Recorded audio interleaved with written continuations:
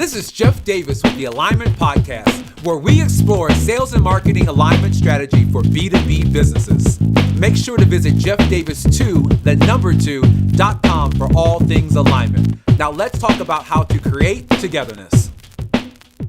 Today's guest is Andy Paul. Andy is a founder, author, speaker, and sales acceleration strategist that has significant experience working with B2B organizations focused on growth. His latest venture, The Sales House, is the only all-in-one sales education community for the modern B2B seller. In our conversation, we discuss the fact that B2B has not changed as much as we all think that it has.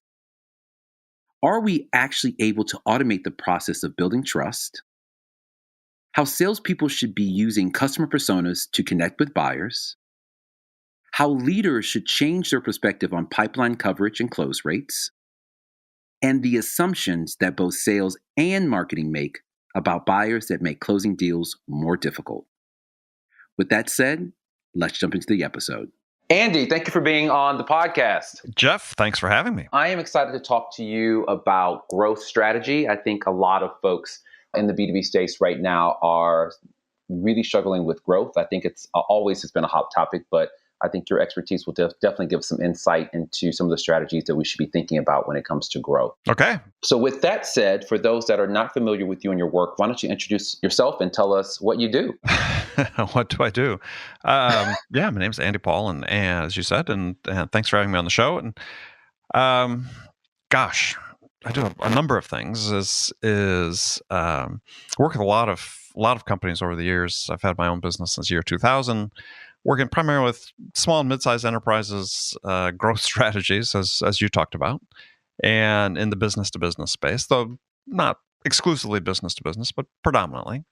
And about, 5-6 years ago, I got this bug to write a book and thought, I'll just do it. But it actually turned out to be kind of popular, surprisingly, and led to sort of shifting my career to doing more public speaking about sales, working with a lot of companies on that basis. And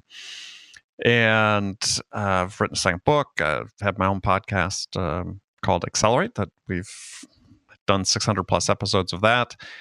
And some newer ventures here in 2018 is have a partner, and we run a intensive 2-day workshop for CROs and VPs of sales of primarily SaaS companies, but companies that are based on recurring revenue that looking for that next spur of growth, and so this 2-day workshop is been very, very popular, and we've got 3 more scheduled in 2018. We call it the Sales Leadership Accelerator Mastermind, SLAM, and then we're also, my company this year, we're launching a new sort of educational service, membership service for, again, CEOs, founders, sales leaders of small and mid-sized enterprises, really just providing a tremendous amount of content for growth strategies, managing growth, scaling. We're very excited about that as well. Nice. Sounds like a lot of things are going on in 2018, which is always good to hear. Yeah. I'll make sure that I actually include the event in the notes so that those that may be interested in attending the workshop have the information they need to get in contact with you. Yeah, well, it's limited to about 24 per workshop. And I said for CROs and VPs of sales, and we had a couple founders as well. Okay, great. So speaking of your 600th episode, congratulations, by the way, because that is a lot of podcast recordings. It is, yeah.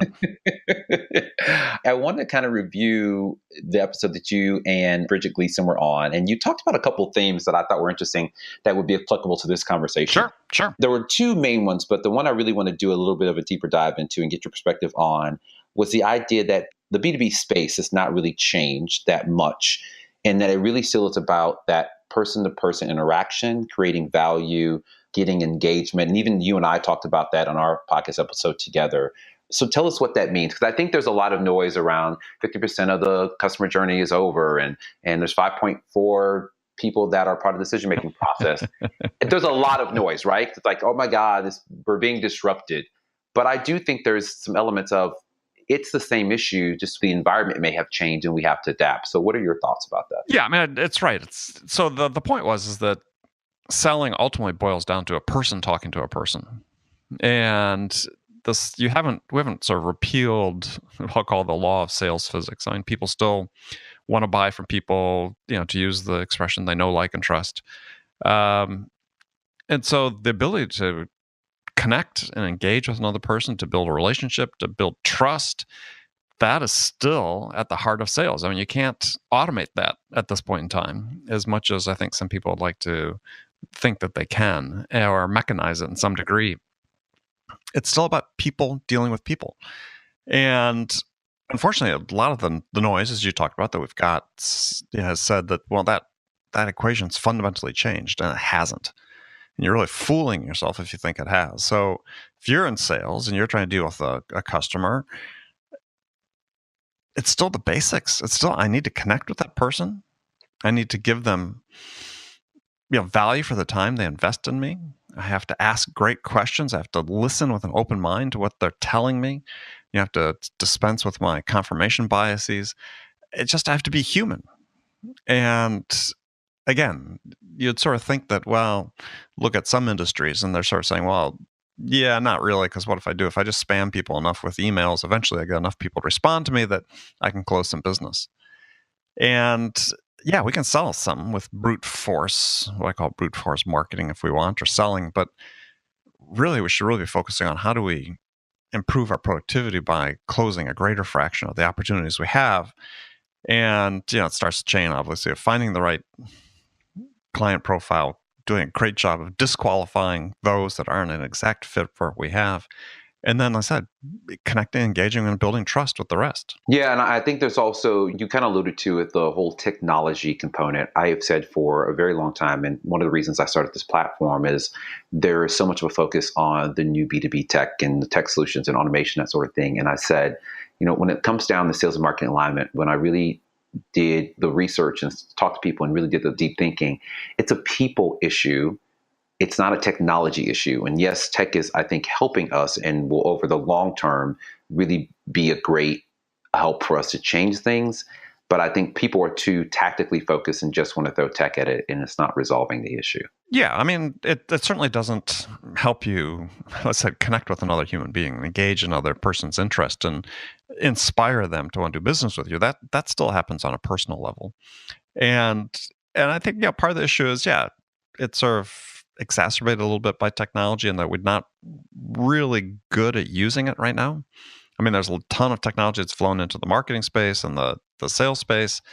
I mean, I use it. I mean, it's not that I'm anti-tech. I use it. But, you have to understand where you're going to use it and where you're going to get the benefit from it.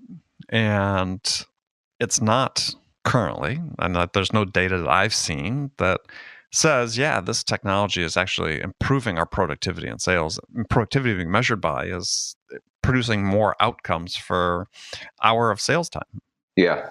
So if we look at it in the lens of aligning sales and marketing to have the most effective go-to-market strategy, how does that necessity to connect person to person, how does that all come together with us having these two teams work together to achieve that? Because I think marketers are also faced with the same issue. Is like, how do you really connect with people versus just throwing benefits and features and that sort of thing? I think they also have the same issue. Yeah, it's a tough puzzle, because I think we've seen this, from my perspective, we've seen this just a tremendous inflow of technology into the space. And I was talking to someone about this yesterday who was saying that maybe the only solution is, for some companies, is they just need to sort of do a clean slate. Right? It's the problems now are so entrenched, with your sales stack and your marketing stack, and you've created all this complexity and overwhelm. Is that to some degree, it's almost like you have to clean the slate to start over. And one example we were talking about, I was doing an interview with somebody for one of my shows yesterday, was this idea that, and I subscribe to this wholeheartedly, is that we create all these personas in marketing, let's say, that you want sales to use, and in terms of who they're calling, what their concerns are, and what the questions they should. What happens is, instead of these becoming suggestions, they become sort of rigid processes that people are following. And so I like to say, we sell to people, not personas. And personas are necessarily generalized, and we need to be paying real attention at a personal level to the people we're speaking with, because everyone's unique, everyone's an individual. Yes, their problems may be a certain shade of what's laid out in your persona, but it's going to be slightly different. Unless we are paying attention to that person individually, we're going to miss the real opportunity with them. And that's just, to me, is one example of well-intentioned things that we're doing that are having sort of unintended consequences. And I think that I said, this ability to be able to step back a little bit at some point, which I know is extremely difficult, but I think it's a stage where companies are really at, where they need to start doing that to make things a little more simple, because it should be more simple. I agree with you 100%. And one of the reasons that we're having these conversations is a lot of the folks in these B2B companies don't have the time to step back and breathe for 2 seconds to really think strategically, to say, like, is what we're doing working? It's just the brute force, just get it done sort of thing. Mm-hmm. And it's unfortunate, because I do agree with you. Customer personas are important, but they are a guide, a roadmap, a template versus a very rigid, if the person doesn't fit exactly in this box, then they are not a fit. And so it's about helping sales understand that most likely this customer is going to care about these things. And then salespeople, and let me know if you agree, it's about them bringing that to life, I should say, and then making a real connection between themselves, the product, and the prospect. Yeah. And I would look, I agree. And I think that I may take a different perspective on sort of the box, is that I think the problem with personas is boxes are too inclusive. And where sales struggles now is, especially if, and again, depends sort of on the business but that they're in, but they struggle now to disqualify people from the box. And Okay. So they throw people away too fast. Yeah. And so but because there's all these pressures that exist because of and I think there's the artifacts of sort of the business models we're getting into, as we assume, let's take in the SaaS space, as we assume that if you look at industry numbers, is, the conversion rate from qualified opportunity to a deal runs 20 to low 20s%. Where I come from, my background in B2B sales, and granted, it wasn't all software sales, so it was service sales to some degree, and some larger, more complex stuff, but we would have died at 20% close rates. But when you have those low close rates, by necessity, you have to generate a ton of people into your pipeline. And so, the impetus is, well, we need to have this huge amount of pipeline coverage. Well, that pipeline coverage comes from sort of, you could say, bad behaviors, right? It's because we have to bring people who are sort of less within our tightly defined ICP to bring them into our pipeline, and then not really qualify them real carefully. But hey, you could be a VP of sales or a frontline sales manager, and you're being measured on, hey, we need 5x coverage. In fact, I was talking to someone last week who said they just changed their pipeline coverage requirements from 4x to 6 to 10x. Wow. It's like, what are you doing? Right? Because then it's not about engaging prospects. It's about throwing them into the funnel so you can show that you have coverage. Right, but that's what's happening, right? That's why we have these low close rates. Yeah. That is the primary cause, is you're bringing people in who aren't specifically qualified to buy what you're selling. And so that's not necessarily a marketing problem, but I think they contribute to the issue a little bit, as we talked about with the personas. But sales willingly accepts them, because in most cases, because they think, well, this is a guide that makes it easier for me. But I think on the other side of the fence, marketing, is suffering from the same thing, right? Depending on the company, lead is a 4-letter word. And we can talk about the fact that I don't feel that marketing's job is to create leads. I think it's to create opportunities. That could be a year-long discussion. That's that's a whole nother podcast. And I won't go down that rabbit hole because we'll be on the phone forever. But, they are pushing these volumes of leads to, once again, hit their metrics. Sales then gets them, knows 50% or more are crap, but they have to pursue them in order to get the volume in. And so it really is not about quality leads coming from marketing. It's, we do a webinar, let's push as many people into the funnel as possible to show that the webinar was successful. Yeah. Maybe it wasn't successful, because if only 2 of those 200 actually buy, that is a better ROI discussion than we got 200 leads. Yeah, it seems like we have this interesting challenge is that sort of at cross purposes, but it's this whole one thing I sort of rebel against is this whole idea of sales and marketing basically coming with a service level agreement, an SLA, about lead follow up and lead gen, and and I saw one where it's like, yeah, hey, we're going to follow up 50% of the leads within X time frame. And it's like, really? I mean, it's like you're giving marketing an incentive to just give you anything that comes across, right? Um, and then they're putting you to the challenge of saying, well, you need to follow up 50% of those. You said you would. And it's like, if they're not, I wouldn't say valid, but if they're not, targeted leads of the type you need, we're just creating this vicious cycle of bad behavior. Is that, we're going to generate a bunch of quote unquote leads, as you said, that you've agreed you're going to follow up on. And we're going to spend time following up on things that are never going to turn into business. And we just sort of go around and around. And the net result is, we're closing 1 out of every 5 opportunities that come across the pipe, as qualified opportunities in our pipeline. And that's not going to last. That can't last, because eventually you run out of prospects to feed into the funnel. Right. And if you're in a relatively finite market, if you say, look, my total market is, addressable market is, and I've been in this where I've had worked for a company for years where we had 300 prospects in the world. But we could not have done, account-based marketing, or we couldn't have done this type of high volume outreach, because we would have just burned them. So you talk about this idea of accelerating the decision cycle for prospects. I wanted to bring that to life. What is that? Well, I don't know if it's accelerating decision cycle, but I think that you have to understand that when people set out to buy something for their business, is they're not saying to themselves, well, we're going to just spend, an open-ended amount of time and resources to investigate this decision. And that's not what happens. I mean, people say, yeah, we want to get this thing done within this time frame, and these are the 3 people or 5 people that are going to work on it. And so people are looking to, and there's been research about this, is people look to make the good enough decision. Mm-hmm. And so your job as a seller should be, well, how do I help my buyer quickly gather the information they need to make that good enough decision with the least investment of time and resources possible?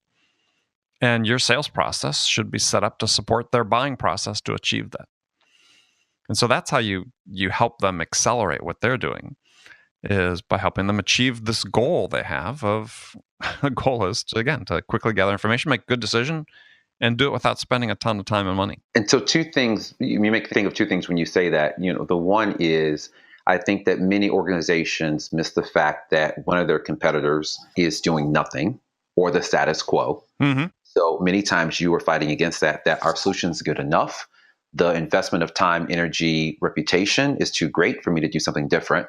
So that is a different type of conversation for me to elicit change.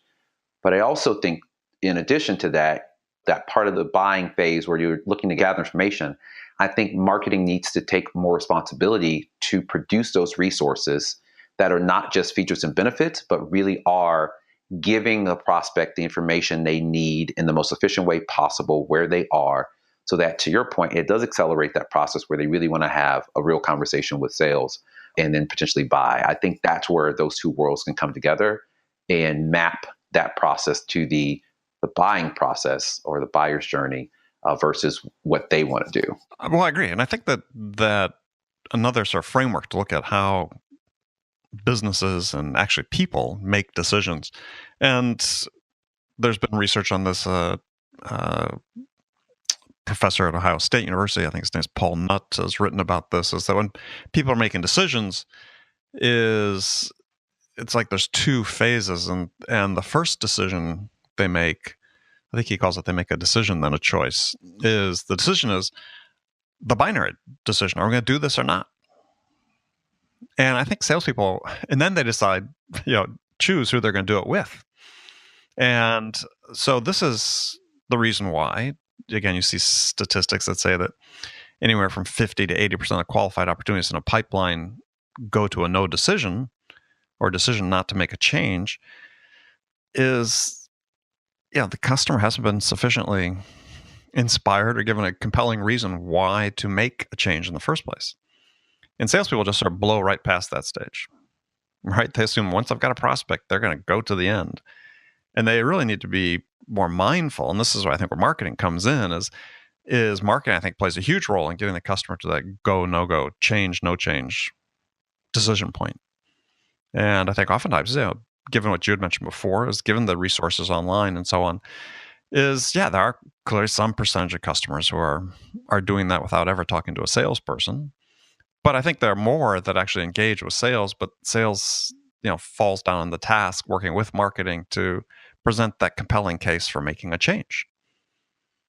And so my belief is, and my experience, personal experience always was in selling, is, and I didn't know the formal terminology and the structure that Nutt had laid out, but I was experiencing the same thing. As I always knew when I got to that point when the customer made the decision to make a change,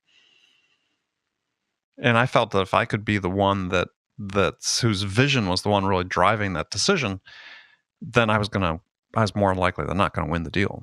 Yeah, but that fundamentally for many changes the game. Is that it's not really about assuming that once you get a prospect, they've showed interest, assuming that they want to buy. It is making sure that we get an understanding of inspiring that person to make a change. Because to your point, it may just be gathering information to figure out what they want to do, but they haven't made the decision to buy at all. Oh, exactly. Absolutely. And I think that this is where sellers fall down, is they don't have this vision in their mind of what I'm really trying to do. First and foremost is get the customer to commit to make a change. And I think marketing falls into that too. The assumption is the content that we're producing is going to people that have made a decision to change. And many people, status quo is, like I said, the competition. Mm-hmm. And so you have to inspire that particular group to say, like, if you don't change, these are the things you're missing out on, or this is the reason for change. Yeah, I think you said it very nicely, is this assumption that the material that's being developed by marketing and to some degree sales as well in the process is that, we're dealing with people who've already made that decision to make a change, and they haven't. Yeah.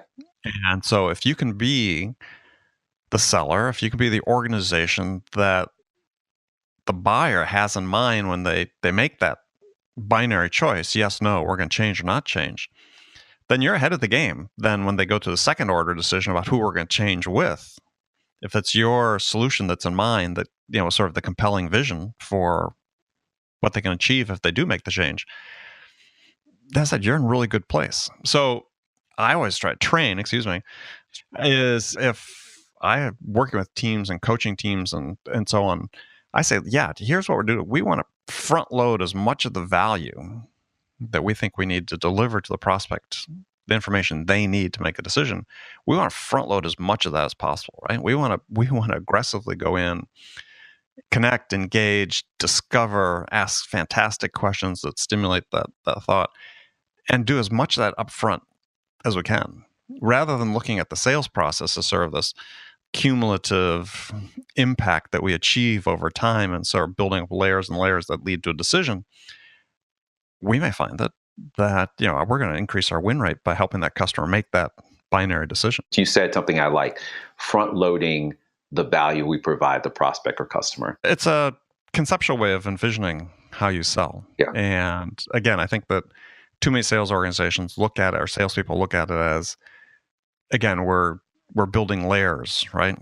And we're sort of getting into it slowly, and yeah, I mean, you have to earn the right to ask certain questions of the prospect. You have to earn the right to help them with certain things, but it doesn't mean it has to take more time. It just means you have to effectively connect and engage with them and ask the right questions, and they'll open the door to you.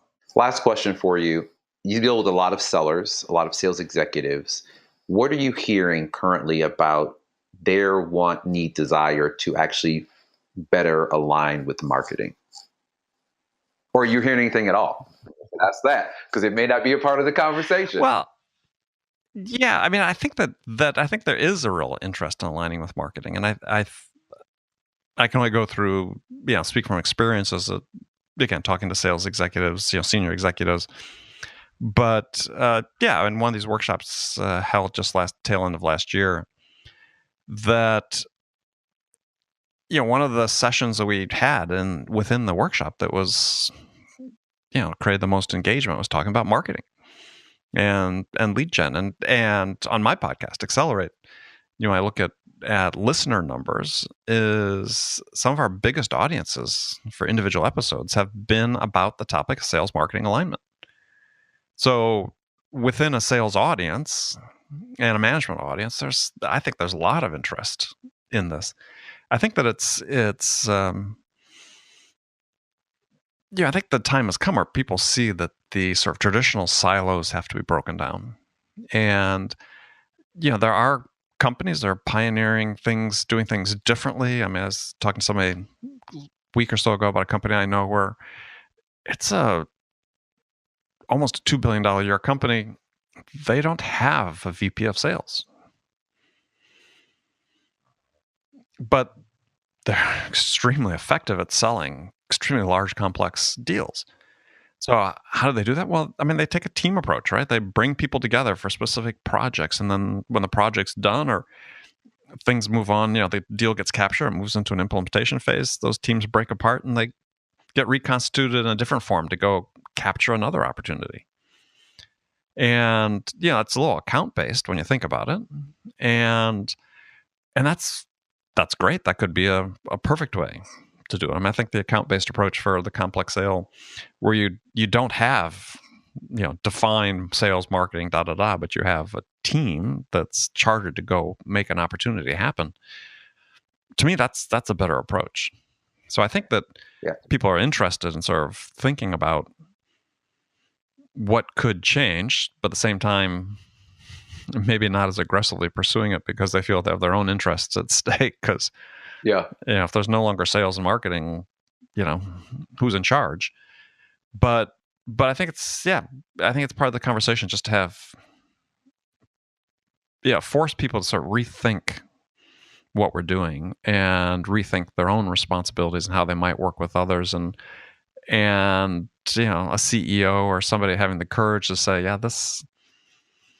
we can continue down this path, but this just doesn't make sense. And how do we change this in a way that is more productive for us as an organization? Well, we may have to have you on another episode to kind of talk about this account-based approach, because I think it's interesting. But I want to thank you for your time today. I got some really, really good stuff, and I know those listenings did too, especially about this idea of not assuming that your prospect is even ready to buy and going in and making sure that we're asking those smart questions to ensure we've convinced them that change is necessary. So again, Andy Paul, thank you so much. Jeff, thanks for having me. You as well. Thanks for listening to the episode. Don't forget to visit me at jeffdavis2, the number 2.com, and follow me on Twitter at Jeff_Davis2. Did today's conversation resonate with you? Then share with your colleagues to help the Alignment Podcast grow. Join us for the next episode where we continue to talk about how to create togetherness.